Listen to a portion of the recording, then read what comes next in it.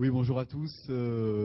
Voilà, on se retrouve aujourd'hui pour une conférence sur la navigation dans un ISP. Alors bon, vous allez me dire, tous les jours on navigue sur notre ISP. Normalement, il n'est pas censé, il n'y a pas lieu d'avoir une conférence dessus. En fait, voilà, ce qui se passe, c'est que on a récemment, avec mes collègues, trouvé quelque chose d'intéressant qu'on va vous présenter après, qui mérite une petite présentation. Voilà. Voilà, donc bon, un petit disclaimer au début. Voilà, si vous essayez de faire ça chez vous, attention, c'est très dangereux. Si vous n'aimez pas les voitures noires vitres teintées devant votre maison, on va éviter aussi. Et voilà, c'est pour ça que le deuxième point, je tiens à le dire. Je suis désolé si on ne peut pas vous donner une conférence super complète avec un bon disclose bien méchant, mais bon, on a eu des petites contraintes de passage et voilà quoi. Voilà, bon, qui on est ouais, c'est vrai, qu'est-ce qu'on fout là en fait? On est chacun. Moi, je suis personnellement consultant en sécurité dans le sud de la France. Mon collègue M101 est étudiant en forensique, il va mieux se présenter. Donc, ouais, étudiant en forensique en Angleterre et anciennement en école d'ingénieur et passionné en sécurité informatique, comme beaucoup d'entre vous. Voilà, donc KMKZ, actuellement étudiant en formation réseau et bidouilleur à ses heures perdues. Donc voilà, un petit plan de ce qu'on va présenter. On va aller assez vite parce qu'on a assez peu de temps. Mais en gros, j'espère que ça va être fun pour vous, quoi. Voilà.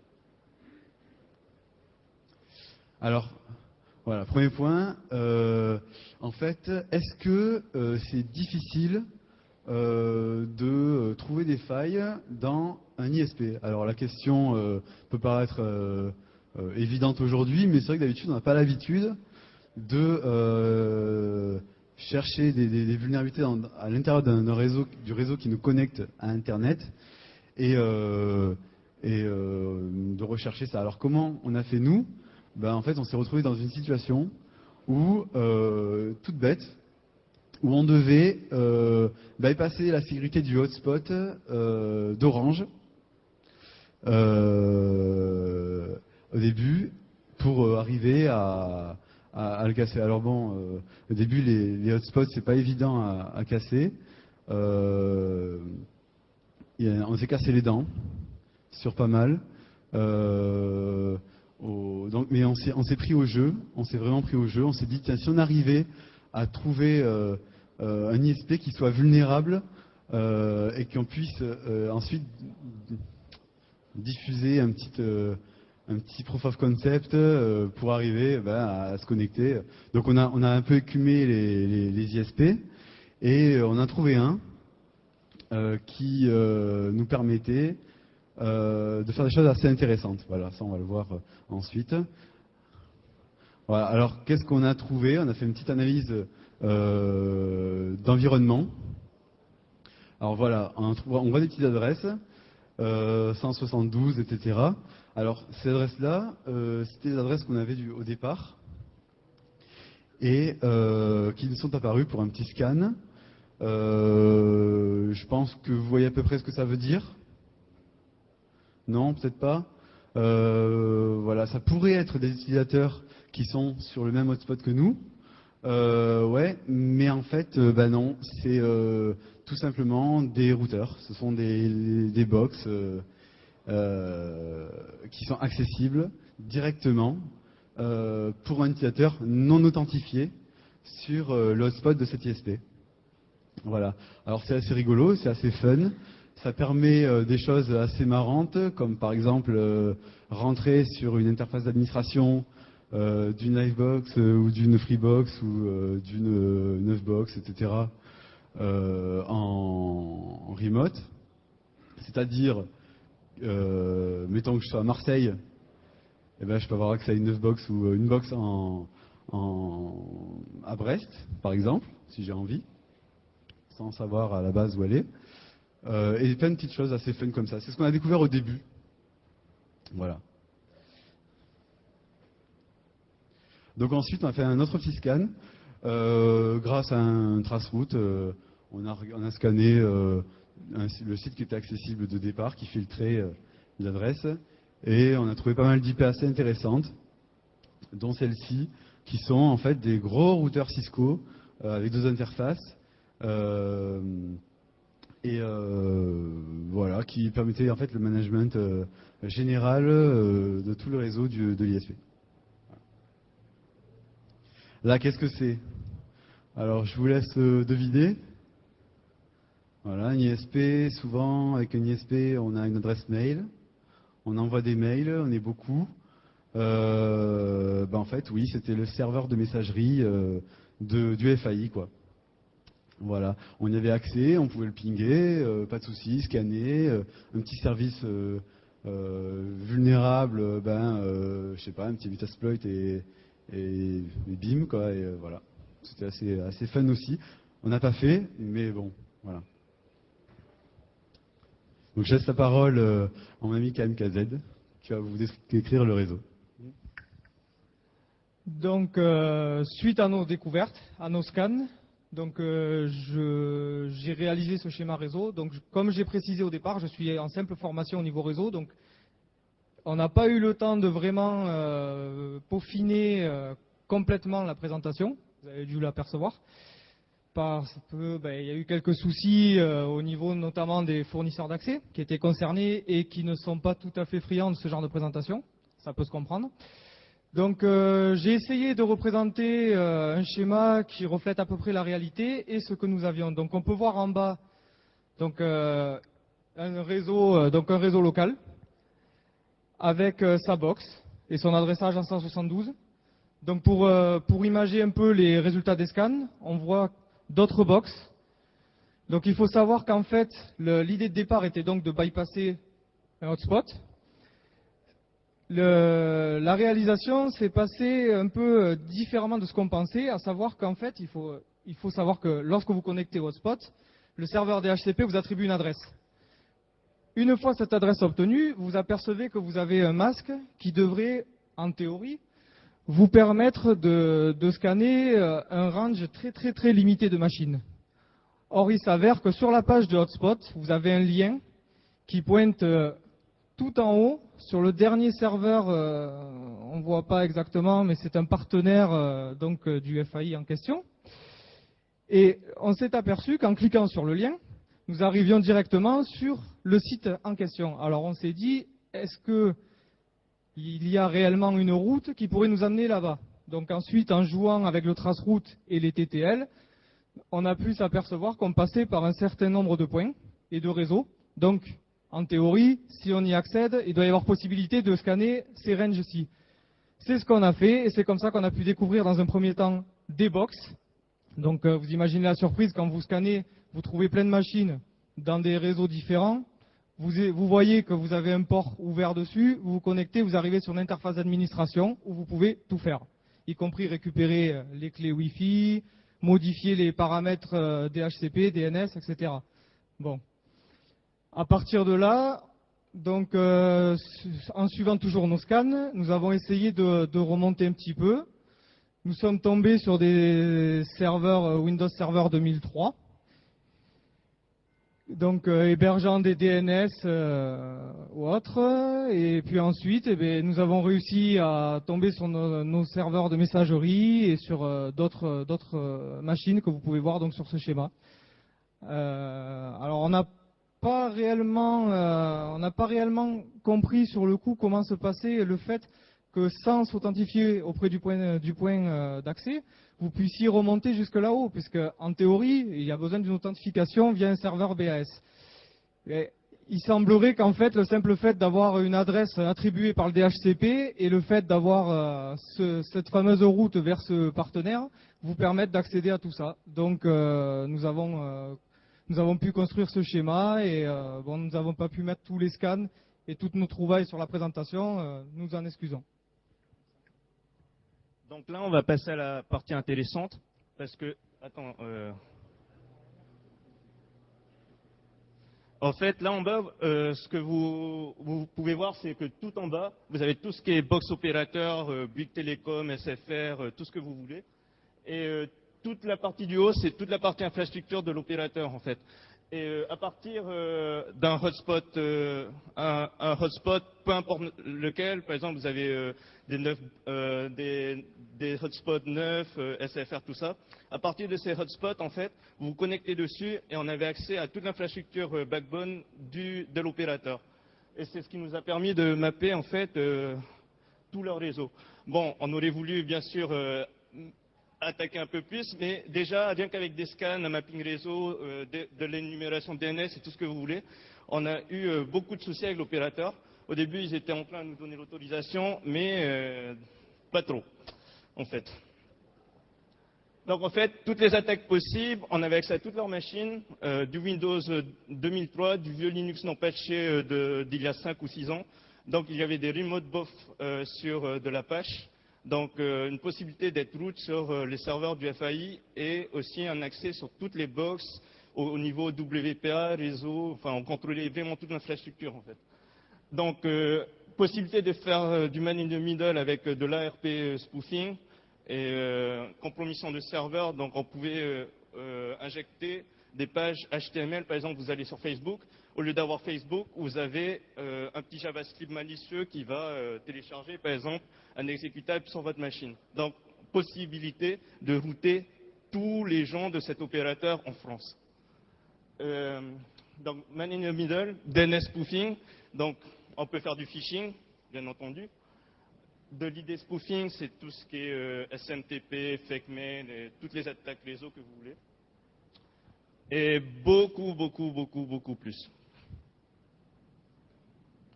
Donc, quelles seraient les premières victimes?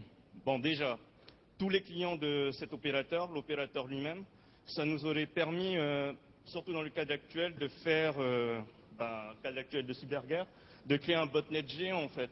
On parle des botnets créés par Conficker, Zeus, qui tapent dans les 15 millions. Bon, allez, on va taper dans les 20 millions. Quel est l'impact du DDoS, de la récupération de données, et puis le pawning de toute la France, quoi. Hein? Pardon? Ah, oui. Je parle pas au micro, en fait. Donc, les conclusions qu'on peut en tirer, c'est assez affligeant pour un opérateur, un FAI qui a des millions d'utilisateurs, des milliards d'euros pour sécuriser leur infrastructure, mais qui ne le font pas. Donc, voilà. On voulait en donner un plus techniquement, mais l'opérateur nous aurait busted. Donc, pas la bonne chose à faire.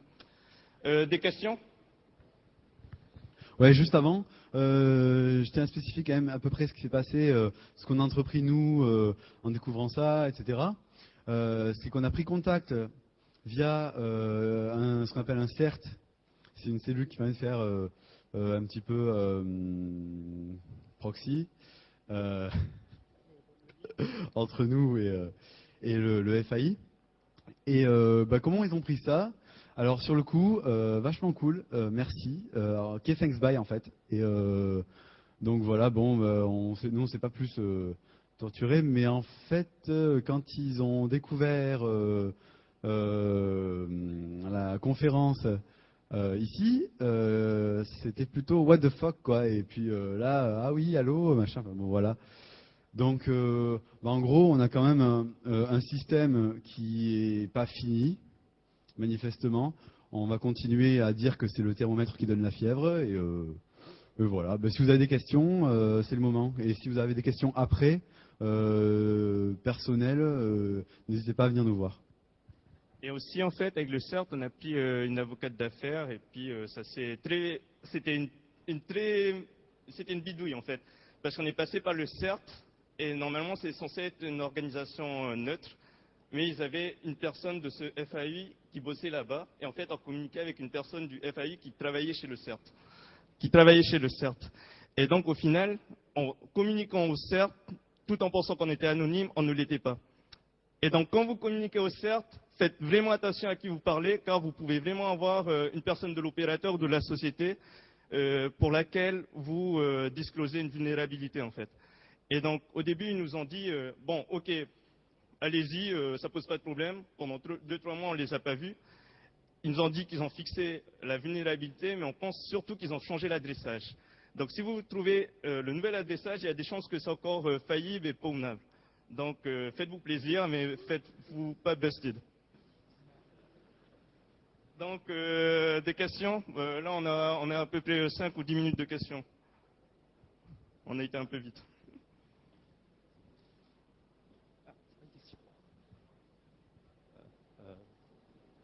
Pas de questions? Levez la main bien haut pour ceux qui ont des questions, parce que je ne vous vois pas sinon.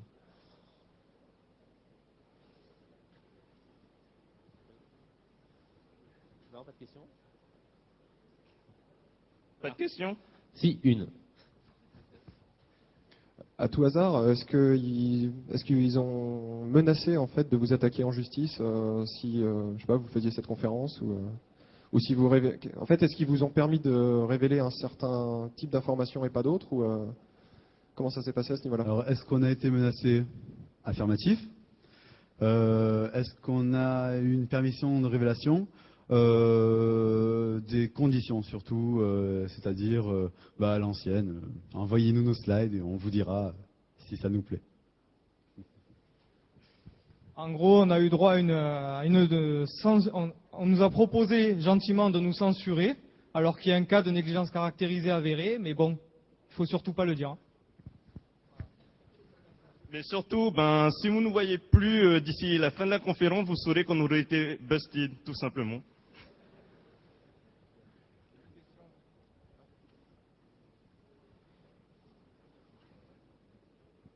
Vous pouvez nous donner la liste en fait des applications que vous avez utilisées pour pouvoir arriver à là? Déjà, au niveau application Nmap, tout le monde connaît, c'est le scanner, c'est vraiment the scanner. Ça vous permet de faire du scanning TCP, de l'IP, de setter vos flags, de faire de l'UDP. Il y a même une partie de SCTP, si je ne me trompe pas. Donc après, ils ont intégré des types NSE, vous pouvez étendre. En gros, pour réaliser ce genre de choses, un scanner de port, un trace-route et un cerveau. Et c'est tout. En gros, c'était vraiment accessible à n'importe qui. Ce qui est encore plus énorme, surtout quand on sait qui est concerné et qu'on se permet derrière de matraquer et de responsabiliser ses utilisateurs. Et ouais, en fait, on a exploité vraiment aucune vulnérabilité. Où on se connectait au hotspot, on avait accès à toute l'infrastructure de l'opérateur. Donc vraiment pas sécurisé. C'est voilà. Ouais. Vous avez mis un accès au serveur mail, mais a priori tous les failles laissent un accès à leur serveur parce qu'on peut l'utiliser. Voilà.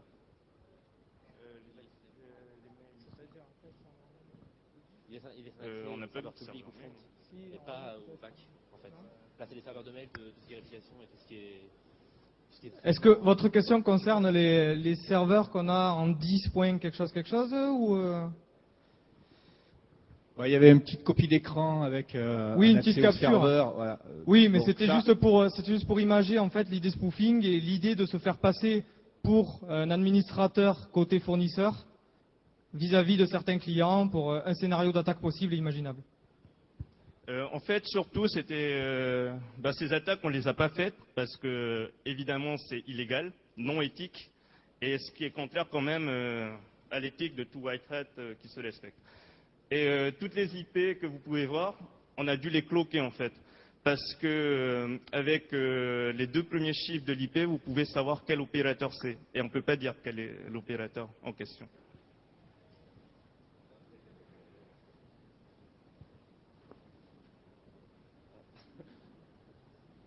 J'ai du mal. Ah. Je peux pas tout me déplacer. Vous pouvez pas dire quel est l'opérateur, mais il me semble qu'au début vous avez parlé d'attaquer un hotspot Orange, non? Attends, c'était quoi la question? Est-ce que vous pouvez répéter votre question, excusez-moi? Non, je me suis trompé, excusez-moi.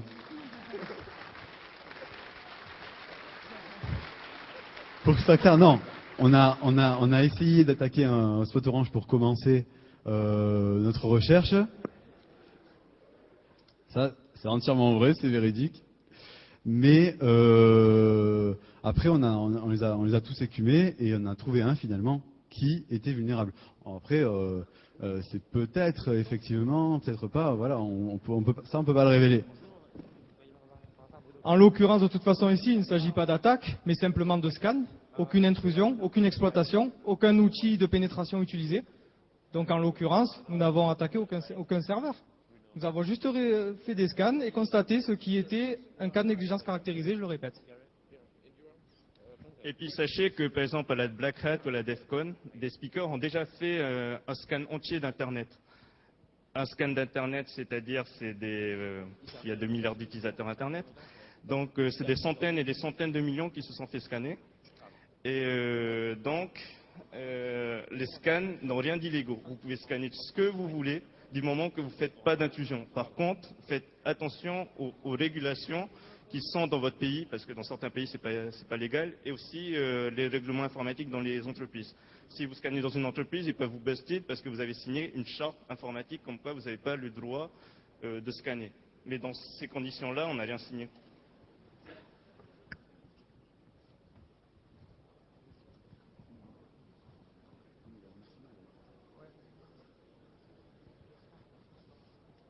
Ok.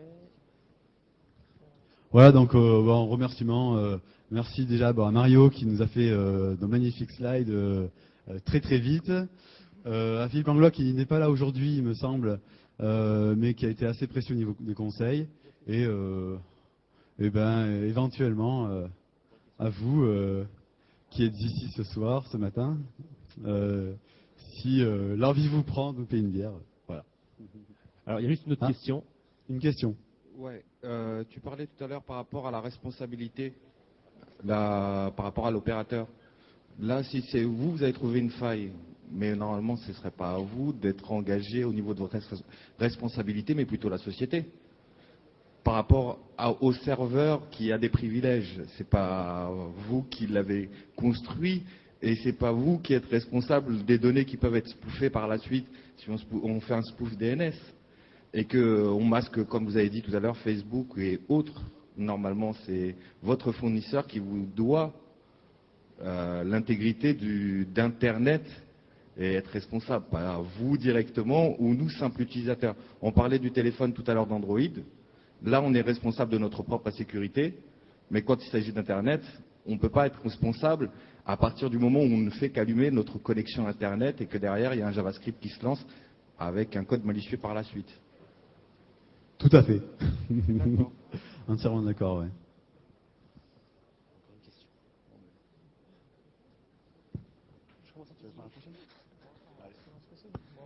En fait, pour répondre à la question de notre ami, les opérateurs se défilent à chaque fois. Je suis d'accord sur le principe que lorsqu'on paye une connexion Internet, notre sécurité, la sécurité de nos données sont du ressort de notre opérateur. Mais ce dernier trouve toujours une parade juridique pour nous le mettre sur le dos. Donc évitez de penser que vous êtes en sécurité avec les opérateurs. Débrouillez-vous pour prendre toutes les sécurités nécessaires pour crypter vos données, si besoin est, pour vous garantir ceci. Bon, maintenant j'ai une question pour vous. Dans le contexte, avez-vous utilisé des types d'ordinateurs particuliers? Excusez-moi. On ne va pas lancer un débat parce que ça va partir sur des heures. Enfin, je suis désolé de vous couper, mais la question c'est pas non seulement votre sécurité. La sécurité c'est pas une seule personne, c'est en globalité. Si un utilisateur ne fait pas sa sécurité, il sera en danger, bien sûr. Un opérateur, s'il ne le fait pas, ça sera tout le monde. Mais dans tous les cas, peu importe, vous ne devez pas prendre en compte les événements extérieurs à votre sécurité. Vous devez avant tout faire en sorte que vous soyez sécurisé. Et après, c'est plus votre souci. Tout ce qui se passe à l'extérieur, si votre machine elle est bien sécurisée, vous n'aurez normalement rien. Parce que si vous allez sur Facebook, vous avez un malware. Vous faites quoi? Vous êtes sous Windows, vous désactivez par exemple, je sais pas moi, le JavaScript. Vous mettez un IDS sur votre machine. Enfin bon, après c'est à vous de configurer en sorte que ça soit sécurisé. C'est tout. Oui, concernant les FAI, il y a eu, pour revenir encore sur ce dernier point, une dernière fois, il y a eu un précédent en 2005 où un FAI s'est vu malheureusement par encore une fois un gus dans un garage, a vu quand même 300 000 box de ses utilisateurs vulnérables. Malheureusement, on n'en a pas entendu parler. Donc on peut voir quand même que quelque part les FAI aussi savent bien faire en sorte de ne pas divulguer ce genre d'informations. Et c'est un peu la sécurité par l'obscurité, quoi. Plus on cache, tout va bien, tout va bien. De la poudre aux yeux avec une bonne campagne de pub, on vend nos produits, c'est tout ce qui compte. Ben, en fait, si vous voulez commencer à auditer les FAI, ben déjà c'est illégal, mais vous avez tous les routeurs Cisco qui ne sont pas updatés. Donc, Mais ne le merci faites pas, beaucoup. il ne faut pas le faire. Hein. Merci Nous on dit beaucoup. ça, on dit rien. Donc merci beaucoup à M101, Zadiri, KMKZ pour cette conf.